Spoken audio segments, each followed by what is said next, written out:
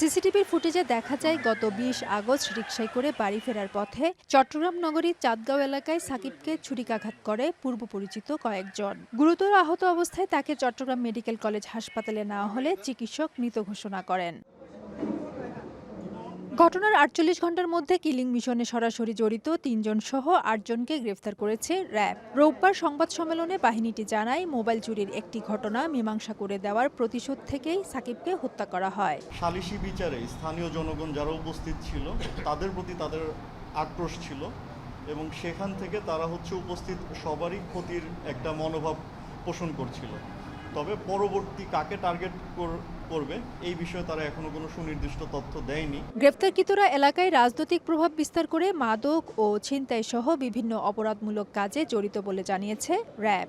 হত্যাকাণ্ডের সাথে যারা জড়িত তাদের সকলকে আইনের আওতায় নিয়ে আসা এবং যেহেতু আপনারা দেখেছেন ফেসবুকে একটি পোস্ট ছিল যে ফার্স্ট ডান, সেহেতু সেকেন্ড ডানের সুযোগটা যাতে আসামিরা না পায় সেই ব্যবস্থা গ্রহণ করা। অভিযানে হত্যাকাণ্ডে ব্যবহৃত দেশীয় তৈরি চাইনিজ কুড়াল ও একটি সুইচ গিয়ার ছুরিসহ মোটরসাইকেল জব্দ করা হয়েছে। ফেরদৌস লিপি, সময় সংবাদ, চট্টগ্রাম।